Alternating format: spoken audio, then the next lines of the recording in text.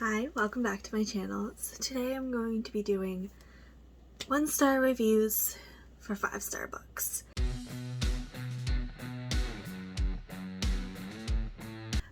So let's just jump right into this. I'm going to try to keep them sectioned by books. There will be like a little picture down in the corner of the review as well as the book. Fair warning, most of these have spoilers. So let's just jump right into it. Here comes my cat. Living with Viola. This is a 1-star review for this book. I gave it 5 stars. It was an incredible book, and it's a beautifully written graphic novel. 1 star. I didn't finish it. Everything was too cluttered for me, and the main character didn't grow quickly enough for me. I'm sure the right kid will like it. The whole point of the book was that that the main character is learning to understand themselves and grow within themselves with anxiety and a panic disorder. It's not supposed to have all of the development happen within the book. It is supposed to be showing that the character is learning and growing and is continuing to grow throughout their life. It's not supposed to be like a bim bap boop. They are growing and they're done growing. That's just not what the book is about. So I think this person kind of missed that. And if they wanted to see all the character growth happen all at once, this wasn't the book for them. Simply put. Next review. Only reason I read it was a book club book. I would not have been surprised if this book was also on my 4th grade sister's bookshelf. Sorry, 4th grade sister's shelf. I finished it in literally 20 minutes. Also, graphic novels stink and the illustrations were terrible. You're just wrong. Graphic novels do not stink. Graphic novels are incredible, and I believe they actually smell quite good. Taking it very literally there. And the illustrations were actually beautiful. But that is also personal taste. I thought the illustrations were great. But I know like some people might not like them. That is your own taste. But yes, this might be on your 4th grade sister's shelf. This is a middle grade graphic novel. If you don't like middle grades and you don't like graphic novels, you're probably not going to like this. And that is no fault of the book. That is just, and it's also no fault of your own, but judging a book because it reads young when it is meant to read young is not a fair judgment upon that book. You know what I mean? Like, that's not a fair reason to give a book a 1 star because it's not for your age group. That's just not fair. And definitely don't give a book a 1 star because you don't like graphic novels, but you read a graphic novel. That's not the book's fault. You know? Like, it wasn't lying to you and being like, I'm not this. It's a graphic novel. And you should have known that before reading it. Right? I don't know. It just doesn't seem like a fair judgment of the book, in my personal opinion. Next. 1 star. This drove me crazy. Too many words scattered over the pages. And I have anxiety and panic attacks since high school too. Lol. That's the point. The point of the book is to describe how the main character is feeling with their anxiety and panic disorder. This is their way of showing it through the illustrations, is with the scattered words and the wildness of the feeling. That is a representation of how the character's feeling. So it's meant to do that, and giving it a 1 star because of something that it was doing, that it was meant to be doing, and it was important to be showing, and was doing it the way they wanted to, the correct way, seems stupid.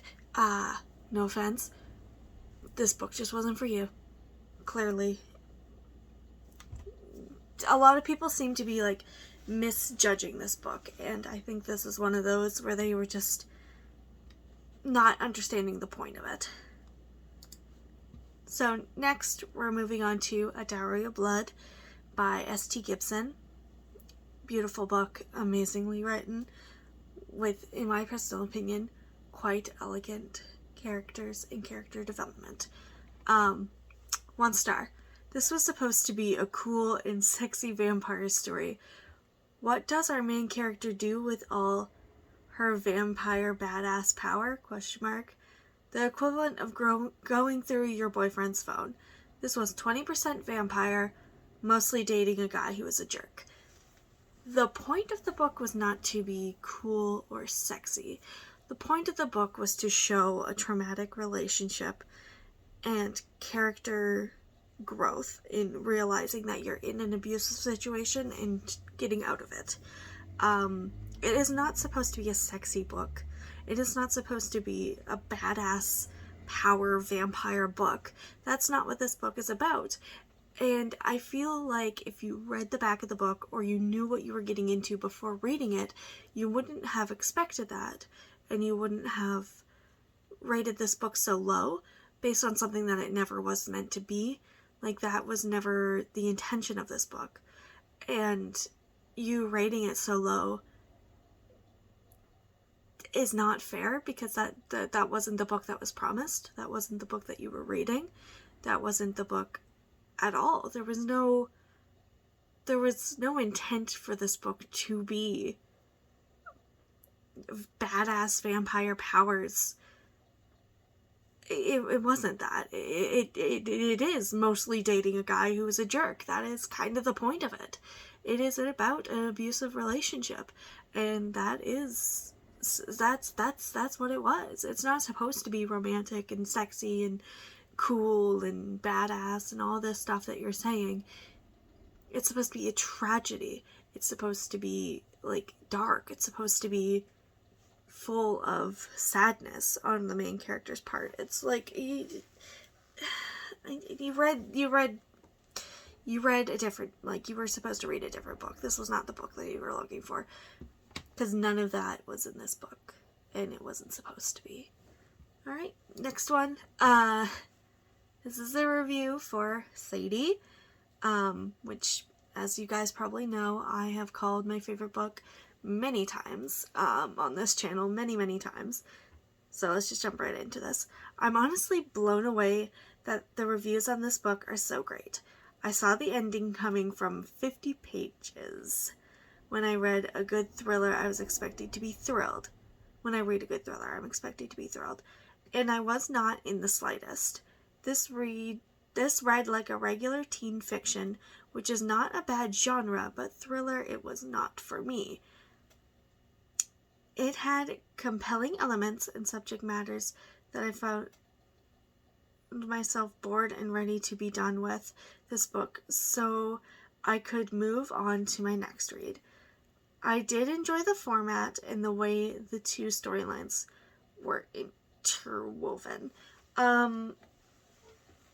There are some parts of this review that seem like it shouldn't have been a 1 star. It could have been a 2 or higher, because, like, you did say that you enjoyed the format and the way the two storylines were interwoven. It had compelling elements and subject matter. So there's things that you did enjoy. Normally a 1 star review doesn't go to things that had elements that you really enjoyed. In my personal opinion, that would be like a 2 star if there was things that I did enjoy, but overall I didn't enjoy the story. You get what I'm saying? But apparently this person has a different opinion on that, which is fine. You can review a book however you want to review it. There is no set formality of how to review. Those are just like my personal things that I do for my reviews. But saying that they saw the ending coming doesn't change the fact that the ending was impactful. And yes, it's a thriller. It's not... And it is also a YA thriller, so you are correct in both matters of that. It is a teen fiction, and it is also a thriller. but it's a teen thriller. And if that doesn't work for you, if it read young for you, or you wanted something that was more intense, maybe try not to read YA thrillers and move into like young adult, not young adult, sorry, new adult territory when it comes to thrillers. Even new adult can read kind of young sometimes, but I find with this book specifically that I was very gripped the whole time, and that also might just be a me thing because I did kind of get attached to the characters, and I know like later on in these reviews people said that they couldn't connect with the characters, which brings it down, but this person didn't mention that. They didn't mention the characters whatsoever. So I don't know if that was something that was a problem for them. I don't know if they just didn't connect to Sadie or didn't connect to the story. But the point of the story was we knew the ending the whole time. That was kind of the point. Like, we knew what was happening because the podcast element happens in the future. Like, Sadie's stuff happens in the past. The podcast element is trying to find both of the girls, not just Maddie.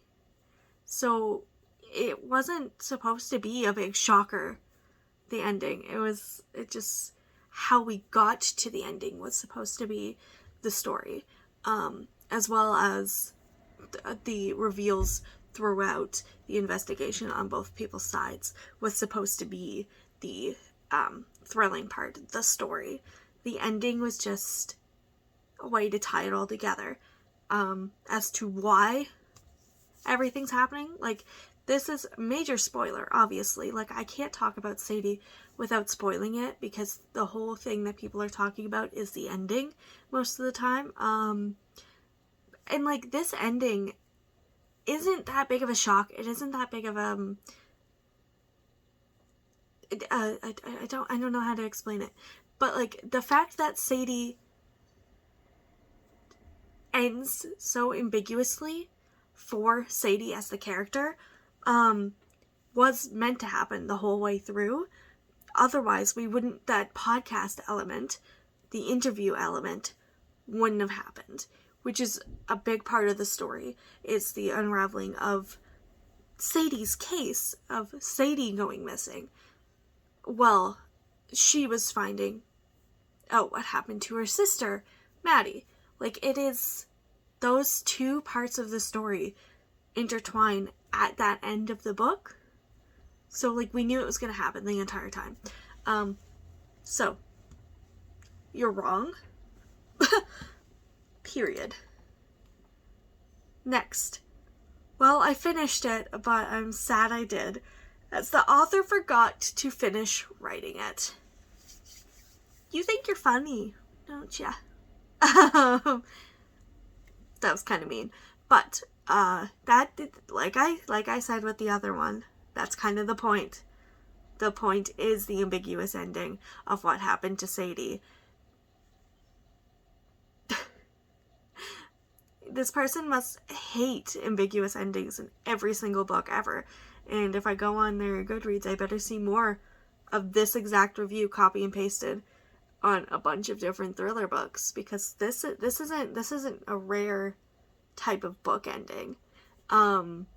Ambiguous endings are a thing, especially in the thriller and horror sector of books.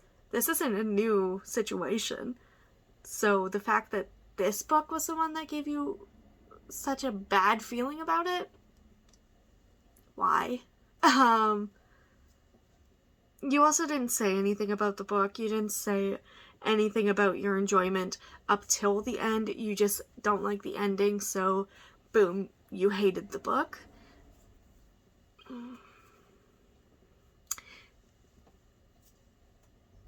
You know, that's a little iffy for me. I get ambiguous endings aren't for everyone, but a 1-star review with zero information as to any other parts of the book doesn't seem fair. This one's a kind of a longer one. I expected to like this book more, having in mind the epic levels of hype. Most of the characters felt underdeveloped,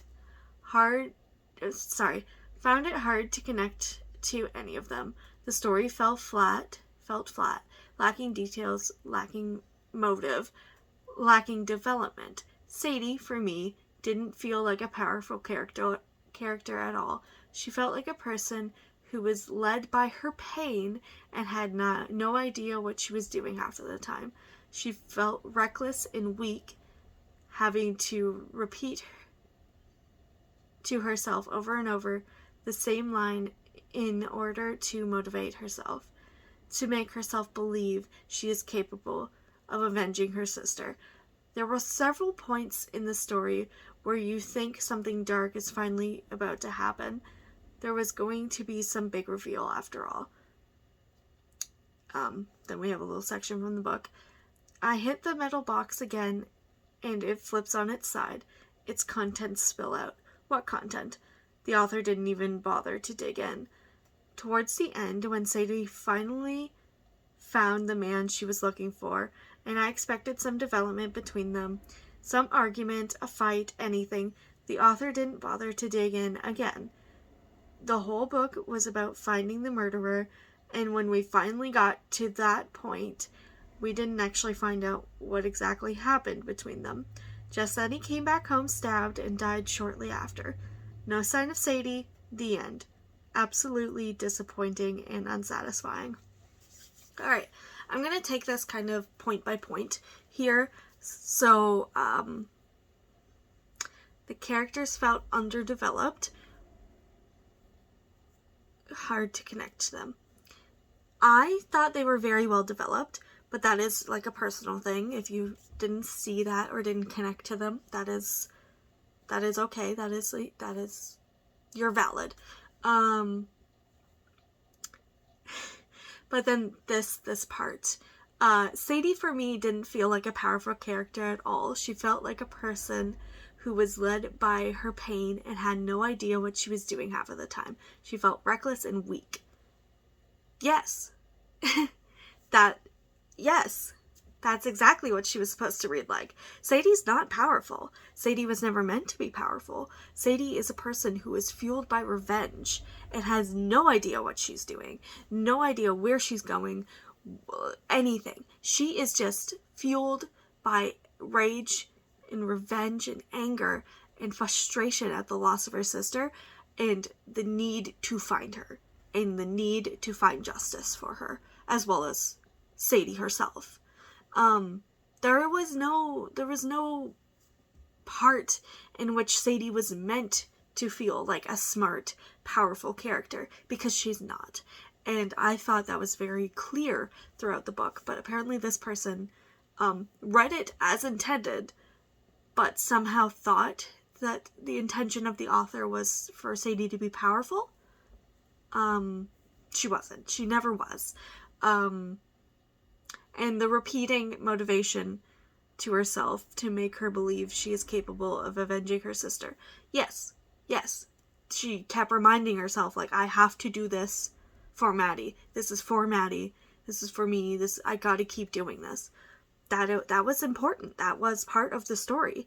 And then we go to the latter part of this, where they talk about the ending.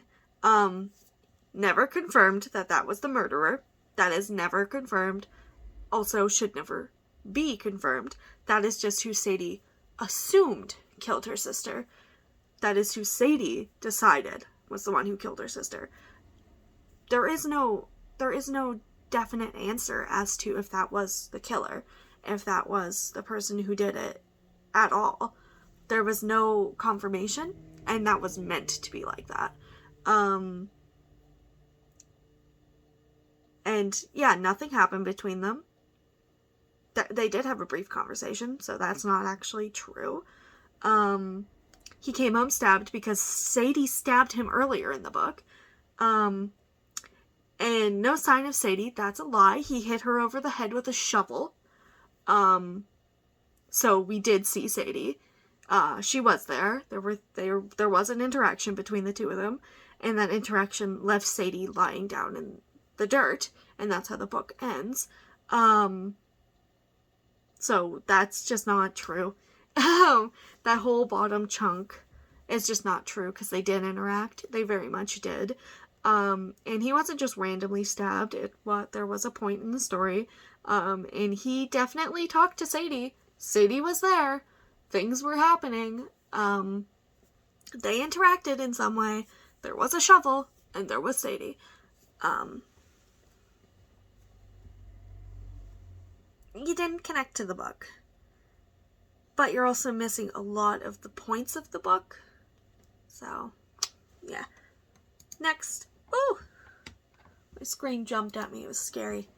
Alright. I just have them screenshotted here on my computer. That's why I'm, like, here instead of in my room. Because the mobile app sucks. You can't get 1-star reviews on the mobile app. So, here we go. Next, we got Witchlings. So, the cutesiness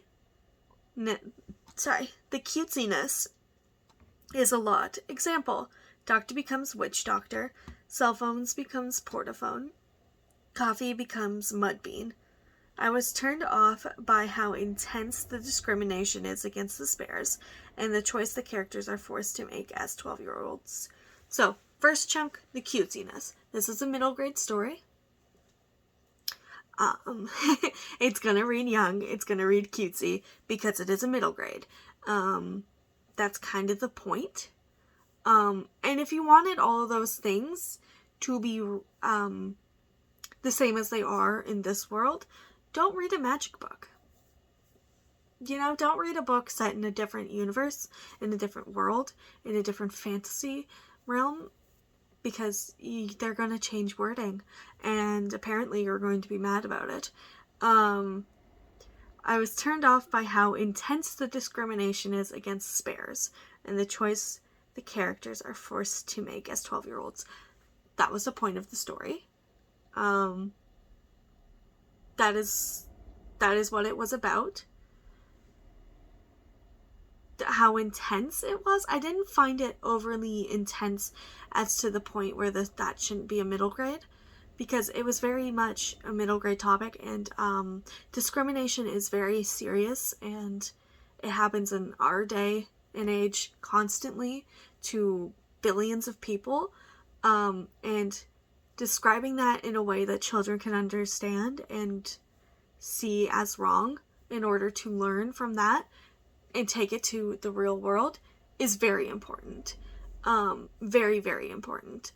And the fact that this is happening to 12-year-olds is also important, because at that age, children are seeing discrimination in their actual lives. They are forced to make choices that you as an adult might not like, but that is something that is happening.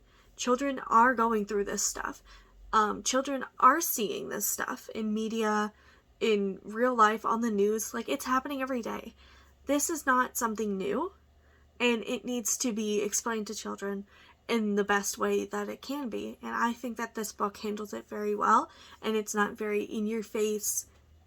This is what it should be. This is how things should be. This is what you should do. It's not like that. It is very much helping, in my personal opinion. That's all we got. Thank you guys so much for watching. Leave down below if you want to see the opposite of this. 5-star reviews for my least favorite books of all time. My books that I have given 1 star.